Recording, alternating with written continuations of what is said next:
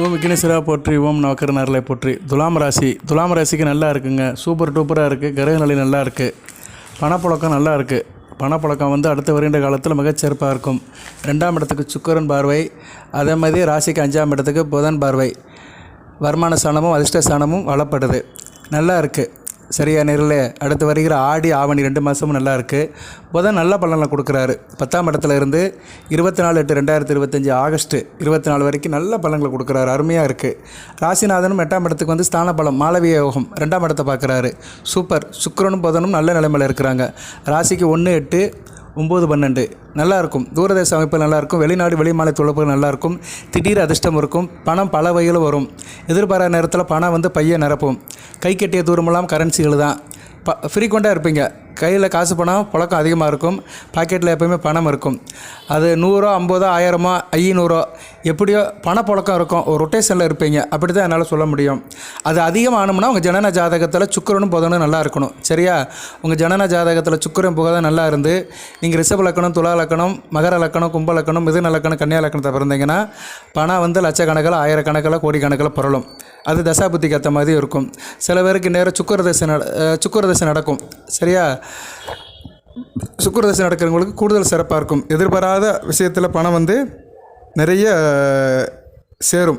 சரியா நேரில் அது ஜாதகத்தை பார்த்தா தான் தெரியும். இருந்தாலும் கோச்சாரத்தில் உள்ள கிரகங்களை நான் அப்சர்வேஷன் பண்ணி அப்டேட் பண்ணி உங்களுக்கு பலன் சொல்கிறேன். நல்லா தான் இருக்குது. சரியா நேரில் ராசிக்கு 9ஆம் இடத்துல குரு இருக்கிறாரு. 3, 6 கூடவனாக இருந்தாலும் 9ஆம் இடத்துல இருக்கிறது நல்லா தான். உத்தியோகம் நல்லா பார்ப்பீங்க. உத்தியோகத்தில் நல்ல ஒரு ஏற்றம் இருக்கும். தைரிய வீரிய காரியமாக இருப்பீங்க. கலைஞர்களுக்கு நல்லாயிருக்கும். திரைப்பட சம்பந்தவங்க, சின்ன திரை சேர்ந்தவங்க, இயல், இசை, நாடகம், ஓவியம், வாத்தியக்கருவி வாசிக்கிறவங்களுக்கு நல்லாயிருக்கும். இசையமைப்பாளர்களுக்கு மிகச்சிறப்பாக பார்க்கப்படுகிறது.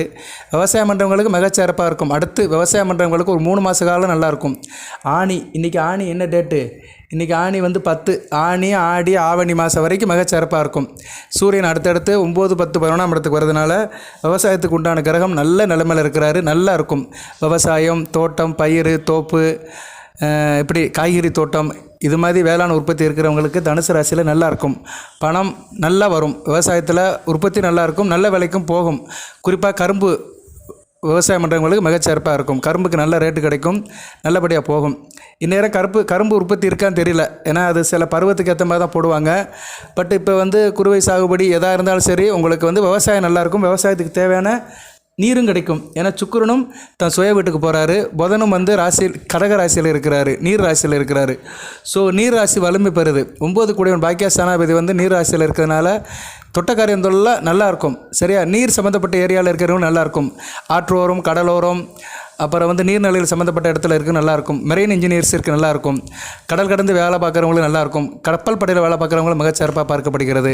மீன் வளத்துறையில் இருக்கிறவங்க, ஃபிஷர்மேன், மீனவர்கள், படகு தொழில், மீன்பிடி தொழில், இவங்களுக்கெல்லாம் இந்த காலகட்டம் மிகச்சிற நல்லாயிருக்கும்.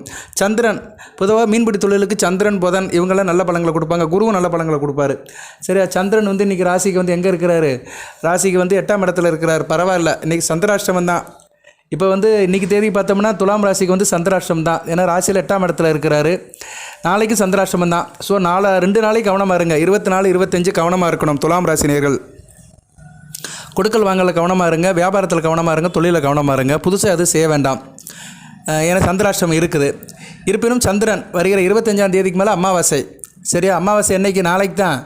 சரியா நேர்களே? ஸோ நாளைக்கு தான் அமாவாசை. ஸோ நாளைக்கு மதியம் வரைக்கும் உங்களுக்கு சந்திராஷ்டம் இருக்கும். மிருகசீரிசு நட்சத்திரம் தாண்டிட்டாருன்னா சந்திராஷ்டம் முடிஞ்சு போயிடும். ஸோ நாளைக்கு அமாவாசை. நாளை மறுநாள் 26ஆம் தேதி வீட்டில் ஒரு சின்ன குரு பூஜை பண்ணிடுங்க. குரு பகவான் தட்சிணாமூர்த்தி படம் அல்லது சிவன் படத்தை வச்சு ஒரு பூஜை பண்ணிடுங்க. நாளைக்கு அமாவாசைக்கு சிவன் கோயிலுக்கு போயிட்டு வந்தீங்கன்னா மிகச்சிறப்பு. ராசிக்கு 10, 11 கூடியவர்கள் கர்ம லாபஸ்தானாதிபதிகள் 9ஆம் இடத்துல மிகச்சிறப்பு. அந்த சிவசக்தி யோகம் பரிபூர்ணமாக கிடைக்கும். சரியா நேர்களே? என்னதான் நமக்கு யோகம் இருந்தாலுமே அதை கொடுக்கறதுக்கு பார்வதி பரமேஸ்வரன் ஒத்துழைக்கணும். அந்த பார்வதி பரமேஸ்வரன் சிவனும் சக்தியும் ராசிக்கு 9ஆம் இடத்துல இருக்கிறாங்க. 25/6/2025 ஆணி 11ஆம் தேதி புதன்கிழமை அமாவாசை. ஆணி மாத அமாவாசை, சர்வ அமாவாசை நல்ல நாளாக பார்க்கப்படுகிறது. சிவன் கோயிலுக்கு போயிருங்க. இரவு கூட போகலாம். சரியா? இரவு 8 to 9 கூட கோயிலுக்கு போயிட்டு வந்துட்டிங்கன்னா மிக நல்லாயிருக்கும். அமாவாசை இன்றைக்கே ஆரம்பிச்சிருதுன்னு நினைக்கிறேன். இன்றைக்கி சாயந்தரத்துக்கு மேலே ஆரம்பிச்சிருச்சு. அதனால் நாளைக்கு காலையில் போங்க. இந்த வீடியோ நைட்டில் கிடைக்கும். நைட்டில் போனாலும் பரவாயில்ல. இல்லை நாளைக்கு காலையில் போயிருங்க. நாளைக்கு அமாவாசை மாலை 5 மணி வரைக்கும் தான் இருக்குது. அதனால் காலையிலே போயிருங்க. காலையில் எழுந்திரிச்சு குளிச்சுட்டு ஸ்நானம் பண்ணிவிட்டு பக்கத்தில் இருக்க சிவன் கோயிலுக்கு போய்ட்டு நாளைக்கு வந்து விளக்கு போட்டு வந்துடுங்க. நல்ல விதமாக பார்க்கப்படுகிறது. சரியா நேர்களே, நல்ல நாளாகவும் நாளைக்கு இருக்குது. சரியா, சிதம்பரத்தில் வந்து சிவனுக்கு வந்து திருப்பதி விழா. சிதம்பரம்னாலே சைவத்துக்கு முதலிடம் தான். ஸோ சிதம்பரத்தில் சிவனுக்கு வந்து ஆராதனை நடக்கிறதுனால நாளைக்கு வந்து சிவன் கோயிலுக்கு போகிறது மிகச்சிறப்பு. சிவனை கும்பிட்டு வந்துடுங்க. சிவனை கும்பிட்டு சக்தியை கும்பிட்டுட்டு விளக்கு போட்டு வாங்க, மிகச்சிறப்பாக இருக்கும். முடியாதவர்கள் 26ஆம் தேதி வழிபாடு பண்ணுங்கள். நான் அந்த வழிபாடு சொல்கிற நாளில் மட்டும் நீங்கள் வழிபாடு பண்ணிட்டீங்கன்னா பிரச்சனை தீர்ந்துடும். துலாம் ராசி நேயர்களுக்கு நல்லா சொல்கிறேன். நிறைய நேரில் என்கிட்ட இதை கேட்குறாங்க, அனுப்புகிறாங்க, எனக்கு ஃபோன் பண்ணி கேட்குறாங்க, வாட்ஸ்அப்பில் தகவல் அனுப்புகிறாங்க. நான் சொல்கிறேன், அன்றைக்கி முக்கியமான நாட்கள் சொல்லுவேன். நாட்கள், நட்சத்திரம், திதி, அந்த ஓரையெல்லாம் சொல்லுவேன். அதெல்லாம் கூடி வரும்போது அந்த வழிபாடு பண்ணுறவங்களுக்கு நல்லா இருக்குது. இப்போ நாளைக்கு நீங்கள் சிவன் கோயிலுக்கு போனீங்கன்னா எப்படி இருப்பீங்கன்னா 10-11 வழுக்கும். தொழில் நல்லாயிருக்கும், காரியம் நல்லாயிருக்கும், லாபம் இருக்கும். குறிப்பாக மார்க்கெட்டில் வேலை பார்க்குறவங்க, காய்கறி கடை வச்சுருக்கிறவங்க, பழக்கடை வச்சுருக்கிறவங்க, ஜூஸ் கடை வச்சுருக்கிறவங்க, ஆடம்பர பொருட்கள் வச்சுருக்கிறவங்க, அரிசி கடை வச்சுருக்கிறவங்க, ஃபேன்சி ஸ்டோர் வச்சுருக்கிறவங்க, பெண்கள் சம்மந்தப்பட்ட வேலையில் இருக்கிறவங்க, ஹோட்டல் வச்சுருக்கிறவங்க, ரெஸ்டாரண்ட் வச்சுருக்கிறவங்க, சிற்றுண்டி சாலை வச்சுருக்கிறவங்களுக்குலாம் நல்லாயிருக்கும். லாபம் நல்லாயிருக்கும். அரசாங்க வழியில் லாபம் இருக்கும். அரசு வழியில் ஏற்றம் இருக்கும். அரசியல்வாதிகளுக்கு நல்லாயிருக்கும். அரசாங்க உத்தியோகத்தில் இருக்கிறவங்க நல்லாயிருக்கும். தகப்பன் வழி உறவுகள் நல்லாயிருக்கும். தகப்பன் நல்லா இருப்பார். தகப்பன் வழி தொழில் பண்ணுறவங்களுக்கு நல்லாயிருக்கும். ஸோ சூரியன் சந்திரன் சேர்ந்து 9ஆம் இடத்துல இதை நல்ல சிவடியை செய்கிறாங்க. ஒரு தர்ம சாணத்தில் வந்து கர்மாதிபதியும் லாபாதிபதியும் இருக்குது. நல்ல அமைப்பு. கோடீஸ்வர யோகம். கை கட்டிய தூரம்லாம் பணம் கிடைக்கும். சரியா, அது கோடிக்கணக்காவோ, லட்சக்கணக்காவோ, ஆயிரக்கணக்காவோ, நூற்றுக்கணக்காவோ, அதெல்லாம் வந்து உங்கள் ஜாதகத்தை பார்த்தா தான் தெரியும். சூரியன், சந்திரன், சுக்கிரன், புதன் நல்ல நிலைமையில் இருக்கிறவங்களுக்கு நல்லாயிருக்கும். இப்போ நீங்கள் துலாம் ராசியில் பிறந்திருக்கிறீங்க. சந்திரன் நல்ல நிலைமையில் இருக்கணும். சந்திரன் வந்து குரு பார்வையில் இருக்கணும். குரு பார்வையில் இருக்கணும்னா எப்படி சார் அப்படின்னா, மேசத்துலேருந்து சந்திரனை பார்க்கணும். குரு நல்ல அமைப்பு தான். சரியா, குரு 7ஆம் இடத்துலேருந்து பார்த்தாருன்னா அருமையான அமைப்பு. குருச்சந்திர யோகம். சூரியனும் நல்ல நிலைமையில் இருக்கணும். நீங்கள் எந்த மாதம் பிறந்திருக்கணும்? நீங்கள் வந்து ஆவணி மாதம் பிறந்திருக்கணும். ஆவணி மாதம் துலாம் ராசி சுவாதி நட்சத்திரத்தை பிறந்தீங்கன்னா சிறப்பாக இருக்கும். ஏன்னா சூரியனையும் குரு பார்ப்பார். சரியா, நல்ல அமைப்பு தான். சரியா, நல்ல அமைப்பு தான். உங்களுக்கு சூரியனையும் பார்ப்பார். சிம்ம லக்கணத்தை பிறந்தீங்கன்னா சூப்பர். சிம்ம லக்கணம், துலாம் ராசி, மேசத்துலேருந்து குரு லக்கணத்தையும் பார்ப்பார், ராசியும் பார்ப்பார். இதை காட்டிலும் என்னங்க வேணும்? இவங்களுக்கு நல்லா இருக்குங்க இந்த காலகட்டத்தில். இந்த அமைப்பில் இருக்கிறவங்க இப்போ சிறப்பாக இருப்பாங்க. அவங்களுக்கு வந்து இப்போதைக்கு வந்து சூரிய திசை நடக்குன்னு வச்சுக்கோங்களேன், சூப்பர். சூரிய திசை அல்லது சந்திர திசை நடக்கும். ஒரு வயதுக்கு மேலே நடக்கும். வயதான காலத்தில் நல்லா இருப்பாங்க. இந்த மாதம் நல்லா இருக்கும். இந்த வருகிற ஆணி, ஆடி, ஆவணி. ஆணி போயிடுச்சு, 10 நாள் போயிடுச்சு. ஆடி, ஆவணி இந்த மாதங்களில் நல்லாயிருக்கும். இப்படித்தான் பலன் இருக்கும். ஜனன ஜாதகத்துக்கும் இப்போ 8% கோச்சார நிலையில் உள்ள கிரகங்களுக்கும் ஒரு தொடர்பு இருக்கணும், ஒரு உடன்பாடு இருக்கணும். என்றைக்குமே ஒரு உடன்பாடு இருந்தால் தாங்க சக்ஸஸ் ஆகும். ஒரு உடன்பாடு இருந்தால் தான் நல்லது நடக்கும். இப்போ நம்மலாம் பார்க்குறோம் பார்த்தீங்களா, அவங்க 2 பேத்துக்குள்ளே நல்ல ஒரு உடன்பாடு இருக்குங்க. அப்படின்னா உடன்பாடு இருக்குன்னா அவங்க 2 பேரும் நல்லா இருக்கிறாங்க, ஒத்துமையாக இருக்கிறாங்க, நல்ல விதமாக போய்கிட்டு இருக்குது. தேர்தல் கட்சியெல்லாம் பாருங்கள், தேர்தல் உடன்பாடுன்னு ஒன்று உண்டாக்குவாங்க. அந்த உடன்பாடு இருந்தால் தான் அவங்க எலெக்ஷனில் நின்று ஜெயிக்க முடியும். ஸோ உடன்பாடுங்கிற வார்த்தை முக்கியம். ஸோ உங்கள் ஜனன ஜாதகத்துக்கும் இப்போ உள்ள கோச்சார நிலைகளுக்கும் ஒரு உடன்பாடு இருக்கணும். அந்த உடன்பாடு இருக்கான்னு நீங்கள் ஜாதகத்தை பார்க்கணும். சும்மா அந்த யூடியூப்பை பார்க்குறதெல்லாம் வேஸ்ட்டு. உங்கள் ஜாதகத்தை நீங்கள் தெரிஞ்சுக்காமல் யூடியூப்லாம் பார்க்காதீங்க. எல்லாரும் போடுறானுங்க, ஏன்னா நிறைய பேர் சொல்ல மாட்டானுங்க. இதெல்லாம் சொல்லிட்டோம்னா நீங்கள் விவரமாயிருவீங்க. இன்றைக்குமே எல்லாருமே வந்து மக்களை வந்து முட்டாளாக தான் இருக்குன்னு நினைப்பாங்க. யாருக்கு விவரம் தெரிஞ்சிடக்கூடாது. விவரம் தெரிஞ்சுட்டா இவன் நம்மளை காட்டி மீறி போயிடுவான். அப்படி இருக்கக்கூடாது. மக்களுக்கு விவரம் தெரியணும். இப்போ நீங்கள் வந்து வேத ஜோதிடத்தை கேட்குறீங்க, ராசி பலன் கேட்குறீங்கன்னா உங்களுக்கு விவரம் தெரியணும். உங்கள் ஜாதகத்தை பற்றி தெரியணும், கோச்சார பலன்கள்லாம் தெரியணும், கிரக அமைப்பை பற்றி தெரியணும். என் நேரம் நல்ல நேரம்னு நீங்களே கண்டுபிடிச்சிருவீங்க. நீங்கள் வந்து ஜோதிடத்தில் கொஞ்சம் விழிப்புணர்வு இருந்ததுன்னா உங்கள் ஜனன ஜாதக புத்தகத்தை பார்க்கணும். ராசியில் சந்திரன் எப்படி இருக்கிறாரு, ராசிநாதன் சுக்கிரன் எப்படி இருக்கிறாரு, சூரியன் எப்படி இருக்கிறாரு, எந்த கிரகம் வலுவாக இருக்குது, அந்த கிரகம் இப்போ வரும்போது எப்படி இருக்குன்னு நீங்களே கண்டுபிடிச்சிடலாம். சரியா நேர்களே, இதெல்லாம் வந்து பேசிக்காக தெரிஞ்சுருக்கணும், அடிப்படையாக தெரிஞ்சுருக்கணும். ஜனன ஜாதகத்தை பற்றி தெரியாமலாம் நீங்கள் ராசி பலன் கேட்டிங்கன்னா வேஸ்ட்டு. சும்மா யாரோ ஒன்று சொல்லிட்டு போவான், அதை கேட்டுட்டு நீங்கள் அப்படியே அலைய வேண்டியதான். ஆனால் எதுவுமே நடக்காது. நான் அதை மறைக்க மாட்டேன், உண்மையை சொல்லிடுவேன். இந்த அமைப்பு இருக்கிறவங்களுக்கு தான் கிடைக்கும். துலாம் ராசியில் எல்லாத்துக்கும் கரன்சி கிடைக்குமா? கிடைக்காது. கை கட்டிய தூரம் கரன்சி கிடைக்காது. சில பேருக்கு தர்த்தரமாக இருக்கும், பீடை பிடிச்சி அலைவானுங்க. அவங்க தான் அந்த கோயிலுக்கு போகணுங்கிறது. யாருக்கு சரியில்லையோ அவங்க தான் வந்து நாளைக்கு வந்து அமாவாசை அன்னைக்கு கோயிலுக்கு போ அப்படிங்கிறேன். நாளைக்கு முடியலைன்னா 26ஆம் தேதி வீட்டில் பூஜை பண்ணு. ஏன்னா சில பேருக்கு வந்து ரொம்ப மோசமாக இருக்கும். சூரியன் கட்டு போயிருப்பார். சூரியன் வந்து ராகு கூட சேர்ந்துருப்பார். சந்திரன் வந்து சனி கூட சேர்ந்து ராசியிலே இருப்பார். உச்ச சனி கூட சேர்ந்துருப்பார். நல்லா இருக்காது. சரியா, ஏன்னா சனி பகவான் வந்து துலாமில் உச்சம் அடைவார். உச்ச சனி கூட சந்திரனா கெட்டு போச்சு. சரியா, செவ்வாய் பார்த்தாருன்னா சுத்தம். செவ்வாய் வந்து கடகத்திலேருந்து பார்த்தாரு, நீசமாய் பார்த்தாருன்னா சுத்தம். அந்த ஜாதகம் நல்லாவே இருக்க மாட்டாங்க துலாம் ராசியில். உதாரணத்துக்கு சொல்கிறேன், துலாம் ராசி சுவாதி நட்சத்திரம், ராசியில் சனியும் சந்திரனும், ராஜ உகாதி கெட்டு போயிட்டார். ராசிக்கு 5-10 கூடையவன், 4-5 கூடையவன். செவ்வாய் பார்த்தாருன்னா சுத்தம். 4ஆம் இடத்துலேருந்து செவ்வாய் வந்து ராசிக்கு 10ஆம் இடத்துலேருந்து பார்ப்பார். சரியா, நீசமாக இருந்து பார்ப்பார். நல்லாவே இருக்காது. சூரியனும் கெட்டு போயிருப்பார். சூரியனும் வந்து சிம்மத்தில் ராகு கூட சேர்ந்துருப்பார். ஆவணி மாதம் பிறந்திருப்பான். ஒன்றும் நல்லா இருக்கா, சுபத்தோட போய் இருக்காது. சரியா, ரொம்ப கஷ்டம்தான். ராசிநாதனும் கெட்டு போயிருப்பார். சுக்கிரன் எங்கே இருப்பார்? கண்ணியில் இருப்பார். ஏன்னா சூரியன் சிம்மத்தில் இருந்தாருன்னா சுக்கிரன் பக்கத்தில் தான் இருப்பார், கண்ணியில் நீசமாக இருப்பார். புதன் நல்ல நன்மை இருந்தால் ஓரளவு பரவாயில்ல. புதன் கெட்டு போயிருந்தாருன்னா ரொம்ப மோசம். புதனும் சூரியன் கூட சேர்ந்துருந்தாருன்னா ரொம்ப மோசம். இல்லை புதனும் செவ்வாய் கூட சேர்ந்து கடகத்தில் இருந்தாலும் ரொம்ப மோசம். ஒரு ஜாதகத்தை சொல்லிட்டேன் பார்த்துட்டிங்களா? 5 கிரகத்தை சொல்லியாச்சு. ராசியில் வந்து சந்திரனை செவ்வாய் பார்க்குறாரு, செவ்வாய் கூட புதனுக்கு கீழே சிம்மத்தில் வந்து புதன் கண்ணியில் இருக்கிறாரு, கடகத்தில் இருக்கிறாரு செவ்வாய் கூட. கீழே சிம்மத்தில் வந்து சூரியன், கீழே வந்து சுக்கிரன் கண்ணியில் நீசம். அந்த ஜாதகம் நல்லாவே இருக்காது. சரியா, இவங்க தான் கஷ்டப்படுவாங்க. வாழ்நாள் முழுக்க கஷ்டப்படுறேன் சார், கடந்த 30 வருடமாக கஷ்டப்படுறேன் சார் சொல்கிறவங்களாம் இப்படி தான் இருப்பானுங்க. சுக்கிர திசையும் அவுட்டு, சூரிய திசையும் அவுட்டு, சந்திர திசையும் அவுட்டு, எல்லா திசையும் அவுட்டு, செவ்வாய் திசையும் அவுட்டு. இப்போ 4 திசையும் அவுட்டுன்னா என்ன பண்ண முடியும்? சுக்கிர திசை 20 வருஷம், சூரிய திசை 6 வருஷம், சந்திர திசை 10 வருஷம், 30 6 36, செவ்வாய் 7 43 வருஷம் முடிஞ்சு போச்சு, வாழ்க்கை முடிஞ்சு போச்சு. அந்த தசாநாதர் மொத்தமாக கெட்டு போயிட்டாங்க. இவங்க தான் ரொம்ப ஈடுபாடில் இருப்பாங்க, கஷ்டத்தில் இருப்பாங்க. இவங்க தான் வந்து கமெண்ட் பாக்ஸில் போடுறாங்க, எனக்கு நல்லதே நடக்க மாட்டேங்கியா, நீ என்னமோ சொல்லிட்டு போகிற கரன்சி கிடைக்கும், பாக்கெட்டில் பணம் கிடைக்கும்னு, எனக்கு ஒன்றும் நடக்க மாட்டேங்குது, ஒரு அளவு நடக்க மாட்டேங்குது அப்படின்னு சொல்கிறவங்களுக்கெல்லாம் கிரக நிலைகள் இந்த அமைப்பில் இருக்கும். 10 பேர் ஜாதகத்தை பார்த்தோம்னா 4 பேருக்கு மோசமாக இருக்கும்.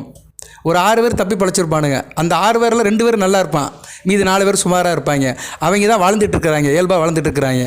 மீதி 4 பேர் கஷ்டப்படுறான், வறுமைக்கு கீழே இருக்கிறான், நொந்து நூலாகிட்டு இருக்கிறான். அவங்க தான் வந்து அமாவாசை அன்றைக்கி கோயிலுக்கு போகணுங்கிறேன், நாளைக்கு போகணும். நான் அந்த ஒரு ஜாதக அமைப்பு சொன்னேன்ல, யார் கஷ்டமாக இருக்கும்னு. இந்த அமைப்பில் நிறைய பேருக்கு இருக்கும். அவங்களாம் கோயிலுக்கு போகணும். ஜனன ஜாதகத்தை தெரிஞ்சு வச்சுருக்கணும் நேயர்களே. சும்மா அதெல்லாம் தெரிஞ்சுக்காம எனக்கு அது நடக்கலை இது நடக்கலைன்னு சொல்கிறதெல்லாம் வேஸ்ட்டு. கமெண்ட் பாக்ஸில் நீங்கள் போடுறது, என்னையை திட்டி போடுறது, உனக்கு ஜோசியம் தெரியுமா தெரியாதான்னு. ஜோசியம் தெரியாமல் நான் 25 வருஷமாக வேலை பார்த்துட்டு இருக்கிறேன், இப்படி பலனை சொல்லிட்டு இருக்கிறேன். எந்த கேள்வி கேட்டாலும் எப்படி பதில் சொல்லுவேன் நான். சரியா, அமைப்பில் இருந்தால் தான் வரும். ஆக்கி வச்சா தான் சட்டியில் இருக்கும், சட்டியில் இருந்தால் தான் தட்டுக்கு வரும்.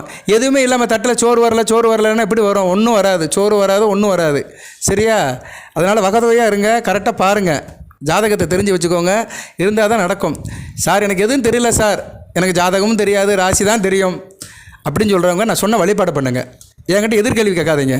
நான் என்னென்னைக்கு வழிபாடு சொல்கிறேனோ அந்த வழிபாடை சிறந்தாழ்ந்து மனம் ஒழுந்து செய்யுங்க, நல்லாயிருக்கும். கோயிலுக்கு போகிறதா கோயிலுக்கு போங்க, இல்லைனா வீட்டில் சாமி கும்பிடுங்க. 26ஆம் தேதி குரு பகவான் படத்தை வச்சு சாமி கும்பிடுங்க, குரு மந்திரத்தை சொல்லுங்கள். சிவன் படம், விநாயகர் படம், குலசாமி படத்தை வச்சு நல்லபடியாக சாமி கும்பிடுங்க, நல்ல விதமாக பார்க்கப்படுகிறது. அதுபோல் இன்னும் 2-3 விஷயத்தை சொல்லிவிட்டு இந்த வீடியோவை நிறைய பண்ணுறேன்.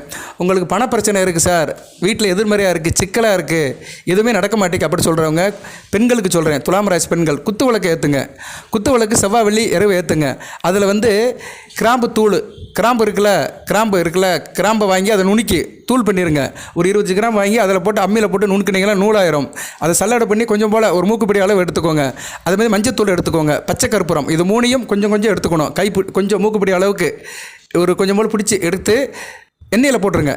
நம்ம விளக்குக்கு ஊற்றுற எண்ணெய் இருக்குது பார்த்தீங்களா, விளக்கெண்ணெயோ நல்லெண்ணெயோ இல்லைனா அந்த கடையில் விற்கிற விளக்கெண்ணெய்னு தனியாக விற்கிறாங்க, தீப எண்ணெய்னு, அதில் போட்டுட்டு அப்படி விளக்கில் ஊற்றிடுங்க. சரியா, இல்லைனா குத்து விளக்கில் ஊற்றிட்டு கூட இந்த பொடியை தூவிடுங்க. மேலே லைட்டாக தூவி விட்டிங்கன்னா அப்படியே அது வந்து அப்படியே இருக்கும். மஞ்சள், கிராம்புத்தூள், பச்சை கற்பூரம் 10 ரூபாய் கேட்டிங்கன்னா சின்ன டப்பாவில் கொடுப்பான். அதை வாங்கி அப்படியே நசுக்குங்க, சூடமாக தான் இருக்கும். சரியா, அதை அப்படியே நசுக்கி அப்படியே குத்து விளக்கில் போட்டுருங்க, உள்ளே போட்டுருங்க, நறுமணமாக இருக்கும். அந்த மகாலட்சுமியோட கடாட்சியம் கிடைக்கும். இப்போ துலாம் ராசிக்கு சுக்கிரன் பார்வை 2ஆம் இடத்துக்கு இருக்குது. புதன் 10ஆம் இடத்துலேருந்து 4ஆம் இடத்தை பார்க்குறாரு. நல்லாயிருக்கும். குடும்பத்தில் மனையில் வந்து மகாலட்சுமியோட அனுக்கிரகம் கிடைக்கும், நல்லாயிருக்கும். சரியா, குடும்பத்தில் எந்த பிரச்சனையும் இருக்காது, நேர்மறை சக்தி இருக்கும், தொட்டக்காரியம் தொழுங்க, காரிய அனுகூலம் இருக்கும். செவ்வாய் வழிக்கு அதை செய்யுங்க. அதுபோக இப்படி இந்த நறுமணம் இருந்துச்சுன்னா வீட்டில் கொசு, கரப்பாம்பூச்சி இந்த இதெல்லாம் இருக்காது, ஓடி போயிடும். இந்த வாடகைக்கு வந்து ஓடி போயிடும். சரியா, இதை வந்து பெண்கள் தான் செய்யணும். துலாம் ராசி பெண்கள் எந்த அளவுக்கு சிரத்தையாக செய்கிறீங்களோ அந்த அளவுக்கு குடும்பம் நல்லாயிருக்கும். அடுத்து வந்து ஆண்களும் பெண்களும் தலையணையில் வந்து தலையணைக்கு பக்கத்தில் நைட்டில் படுக்கும்போது சில பிரச்சனை இருக்குது சார், கெட்ட கனவு வருது, எனக்கு உடல்நலம் சரியில்லை, தேக ஆரோக்கிய பிரச்சனை இருக்குது, வியாபாரத்தில் பிரச்சனை இருக்குது, தொழிலில் பிரச்சனை இருக்குது, நிறைய பிரச்சனை இருக்குது, மனம் ஒரு நிலையில் இல்லை, ஒரே ஆசிரியர் மைண்ட்லேயே இருக்குது, மனக்குழப்பமாக இருக்கேன் அப்படி சொல்கிறவங்க செம்பு பாத்திரம் இருக்குது பார்த்தீங்களா, செம்பு பாத்திரம் சின்ன செம்பில் வந்து தண்ணியை வச்சுட்டு தலைமாட்டில் வச்சுருங்க. தலைமாட்டெலாம் பக்கத்தில் வைக்காதீங்க, கையை ஆட்டும்போது தண்ணி கீழே விழுந்துடும், செம்பு வந்து கீழே விழுந்துடும். கொஞ்சம் ஒரு அடி தள்ளி வச்சுக்கணும். சரியா, நம்ம தலைமாட்டில் இருந்து ஒரு அடி 2 அடி தள்ளி கொஞ்சம் பக்கத்தில் வச்சுக்கிட்டு இரவில் தூங்குங்க, எந்த பிரச்சனையும் இருக்காது. சரியா, நல்ல விதமாக பார்க்கப்படுகிறது. தலைமாட்டில் வந்து செப்பு பாத்திரத்தில் தண்ணியை ஊற்றி படுத்திங்கன்னா நல்ல விதமாக இருக்கும். அதுபோக எனக்கு இந்த ராகு தோஷம் இருக்குது சார், சுக்கிர தோஷம் இருக்குது, மற்றபடி எனக்கு வேறு கெட்ட கனவுகள் வருது, வீட்டில் வந்து வேறு சக்திகள் இருக்குது, நெகட்டிவ் தாட்ஸ் இருக்குது, வீட்டில் யாரோ பில்லி சூனியம் வச்சுட்டாங்க, யாரோ ஏதோ செஞ்சிட்டாங்க, செய்வனை செஞ்சிட்டாங்க அப்படின்னு நினைக்கிறவங்க, ஃபீல் பண்ணுறவங்க 2 விஷயத்தை மட்டும் செய்யுங்க. வெள்ளை பூண்டு இருக்குல்ல, அந்த வெள்ளை பூண்டை வந்து ஒரு 4 பூண்டு சின்ன பூண்டை எடுத்துக்கோங்க, கொஞ்சம் பெருஞ்சீரகம், இது 2ஐயும் வந்து ஒரு பொட்டணமாக கட்டிக்கோங்க. சரி, ஒரு பொட்டணமாக கட்டிக்கிட்டு வெள்ளை துணியில் கட்டிக்கோங்க, கட்டி தலைமாட்டு கடியில் வச்சுக்கோங்க, வச்சுட்டு அப்படியே தூங்கிடுங்க. சரியா, தினமும் இதை வச்சுக்கோங்க, கெட்டு போகாது. பூண்டு 4 ஆச்சுன்னா காஞ்சி போகும், பெருஞ்சீரகம் அப்படியே தான் இருக்கும், ஒன்றும் வச்சு கெட்டு போகாது. ஸோ பெருஞ்சீரகம், வெள்ளை பூண்டையும் வெறுஞ்சீரகத்தையும் பொட்டணம் மாதிரி சின்ன பொட்டணம் ஒரு கோழி குண்டு அளவு சைஸில் கட்டி தலைமாட்டில் வச்சுக்கோங்க. எல்லாம் சரியாக போயிடும். வீட்டில் எதுவுமே இருக்காது, உங்களுக்கு ஆகாமல் எது செஞ்சாலும் சரி, உங்களுக்கு எதிர்வினை எது நடந்தாலும் சரி, எதுவுமே உங்களை வந்து பாதிக்காது. ஸோ இந்த 2 வழிபாடு பண்ணுங்கள். சரியா, தலைமாட்டுக்கு அடியில், தலைமாட்டுக்கு பக்கத்தில் செப்பு பாத்திரத்தில் தண்ணி, நல்ல சுத்தமான தண்ணி, அதுபோக வந்து அந்த பூண்டு இதையும் வச்சுக்கலாம். அந்த தண்ணியை டெய்லி மாற்றிடுங்க. காலையில் சொன்னி தண்ணியை எடுத்து செடிக்கு ஊற்றிடுங்க. சரியா, அதேமாதிரி மறுநாள் இரவு தூங்க போகும்போது மட்டும் தண்ணியை அதில் ஊற்றிட்டு தூங்குங்க. தூங்குறதுக்கு முன்னாடி சிவநாமத்தை சொல்லிட்டு கும்பிடுங்க. சிவநாமத்தை சொல்லி தூங்கணும். சிவநாமத்தை எந்த அளவுக்கு சொல்கிறீங்களோ அந்த அளவுக்கு நல்லது. உன் நமச்சிவாயா போற்றி, நாதந்தால் போற்றி, எமைப்பொள்ளும் நெஞ்சில் நோங்காதான் போற்றி அப்படின்னு அவனோட நாமத்தை சொல்லணும். ஆடல் அரசியை போற்றி, அம்பல வனனை போற்றி, பொன்னம்பல கூத்தனை போற்றி, தபசியை போற்றி, எமைவர்மனை போற்றி, கல்லால் மருதந்த அற்புருவனை போற்றி, தட்சாமூர்த்தியை போற்றி, தென்முக கடவுளை போற்றி, வேதநாயனை போற்றி, ஜோதிலிங்கமே போற்றி, சுடர்லிங்கமே போற்றி, சுந்தரமாலிங்கமே போற்றி, வைத்தியலிங்கமே போற்றி, சங்கர்லிங்கமே போற்றி, 1008 சுயம்பலிங்கமே போற்றி, என் தாப்பனை போற்றி, தாயதந்தையை போற்றி, அருணாச்சலேஸ்வரா போற்றி, உண்ணாமலதாயை போற்றி, உமையூர் பாகமை போற்றி, உமாபதியை போற்றி, பார்வை பரமேஸ்வரா போற்றி, அம்மைப்பா போற்றி, என் தாய் தந்தையை போற்றி. எந்த அளவுக்கு தாய் தந்தையை சொல்கிறீங்களோ அந்த அளவுக்கு சிவனும் சக்தியும் உங்கள் தலைமாட்டிலே இருப்பாங்க. நீங்கள் அவங்களுக்கு பிள்ளை. அந்த சிவன், அந்த பார்வதி பரமேஸ்வரன் தான் நம்மளை பெற்றிருக்காங்க. இந்த உலகத்தில் இருக்கிற எல்லா ஜீவரங்களையும் பெற்றவர் யார்? தாய் தந்தை தான். சக்தியும் சிவன் தான். ஸோ அந்த தாய் தந்தையை நினச்சி நீங்கள் தாய் தந்தையேன்னு கும்பிட்டீங்கன்னா கண்டிப்பாக ஒரு தாய் தந்தை தன் குழந்தையை எப்படி தன்னுடைய பக்கத்தில் வச்சு, ஒரு தாய் தன் குழந்தைய மடியில் வச்சு எப்படி தாளாட்டி ஓராட்டி தூங்க வைக்கிறாளோ அது மாதிரி இந்த சிவன் சக்தி 2 பேருமே உங்கள் தலைமாட்டில் உட்காந்து உங்களை நல்லபடியாக தூங்க வைப்பாங்க. உங்கள் குறைய தீர்ப்பாங்க, மனசில் உள்ள கஷ்டத்தை தீர்ப்பாங்க, குடும்பத்தில் உள்ள கஷ்டத்தை தீர்ப்பாங்க, உங்களுக்குள்ள எல்லா பிரச்சனையும் தீர்த்துருவாங்க. நல்ல தூக்கத்தை கொடுப்பாங்க. தவம் இருந்தாலும் கிடைக்காது நிம்மதி. அந்த நிம்மதியை பெறுற இடம் தூக்கம். எந்த அளவுக்கு ஒரு மனிதன் நல்லா தூங்கி எந்திக்கானோ அவனுக்கு வந்து பிரச்சனையை பிரச்சனையை சந்திக்கிற சக்தியை கொடுப்பான். தூக்கம் தான் ஒரு மனுஷனுக்கு ரொம்ப முக்கியங்க. நல்லா தூங்கி எந்திரிச்சாலே வந்து மறுநாள் ஃப்ரெஷ்ஷாக இருப்பான், எந்த பிரச்சனையும் தாங்கிக்கிடுவான். தூக்கம் கிட்டவங்கிட்ட பாருங்கள், சஞ்சலமாக இருப்பான். ஏன்னா அவனே தூக்கம் கட்டி போயிருக்கானே. தூக்கம் கெட்டாலே எல்லாமே வந்துடும். உடல் பிணி வந்துடும், உடம்புல அசைது வந்துடும், மனம் ஒரு நிலையில் இருக்காது, ஆளே குலாப்ஸ் ஆயிடுவான். அதனால் தூக்கம் வந்து ஒரு அருமருந்து. அந்த தூக்கத்தை கொடுக்கறதுக்கு நான் சில வழிமுறை சொல்லியிருக்கிறேன். தூக்கம் எந்த அளவுக்கு நல்லா இருக்கோ அந்த அளவுக்கு துக்கம் உங்ககிட்ட வராது. தூக்கம் நல்லா இருக்கிறவங்ககிட்ட துக்கம் எளிதில் அணுகாது என்ற வார்த்தையை சொல்லிக்கொண்டு உங்ககிட்ட விடப்படுறேன். அமாவாசை அன்னைக்கு கோயிலுக்கு போங்க, இல்லைன்னா 26ஆம் தேதி சிவசக்தியை வீட்டில் கும்பிடுங்க. நான் சொன்ன அந்த வழிபாடை செய்யுங்க. சரியா, அது பரிகாரம் சொல்ல மாட்டேன், தொடர்ந்து செய்கிற வழிபாடு செயல்பாடு. அதை சிறப்பாக செஞ்சீங்கன்னா பணம் பக்கத்திலே இருக்கும். சரியா, பணம் தேவைக்கு வரும், அந்த இறைவனுடைய அருள் கிடைக்கும், எல்லா விஷயத்திலையும் நல்லா இருப்பீங்க. வாழ்த்துக்கள். எல்லாமல் இறைவன் துலாம் ராசினியர்களுக்கு சில சௌபாகியத்தையும் சில ஐஸ்வர்யத்தையும் சில நன்மையிலையும் கொடுப்பார். அனைத்து நலங்கள் வளங்களை பற்றி தேக ஆரோக்கியத்துடன் தீர்க்காயலுடன் நீடோடி வாழ்க, நிறைந்த வளம் பெறுக. நன்றி நேயர்களே.